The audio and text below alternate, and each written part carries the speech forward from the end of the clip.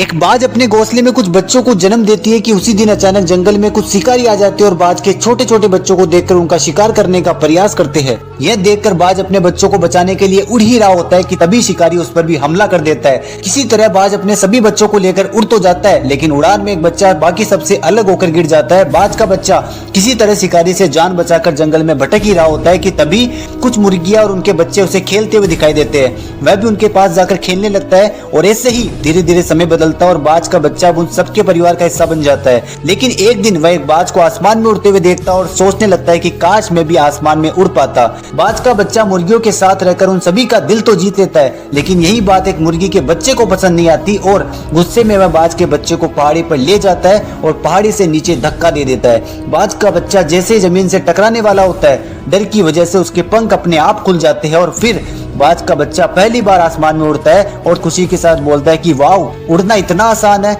हम में से ज्यादातर लोग इस बाज के बच्चे की तरह होते हैं जो एक गरीब परिवार के अंदर जन्म तो ले लेता है, लेकिन सोचने लगता है कि मैं अपनी स्थिति को चेंज नहीं कर सकता। लेकिन याद रखना, हर एक इंसान के अंदर अपनी जिंदगी बदलने की ताकत होती है और जब आपको उसी बाज के बच्चे की तरह जो जमीन पर गिरने से डरने के कारण अपने पंख खोल लेता है, जब आपको भी पता लग जाएगा कि आपको अपनी जिंदगी बदलना जरूरी क्यों है और अगर ऐसा नहीं हुआ तो क्या होगा, और यह डर जब आपके मन में आ जाएगा तो उसी दिन से आपकी मेहनत के पंख ऑटोमेटिकली खुल भी जाएंगे और मेहनत करते करते आपको ये पता ही नहीं लगेगा कि आपने कब अपनी जिंदगी बदल ली। ठीक उसी बाज के बच्चे की तरह जिसको भी यह नहीं पता लगता है कि कब वह उड़ने लग गया।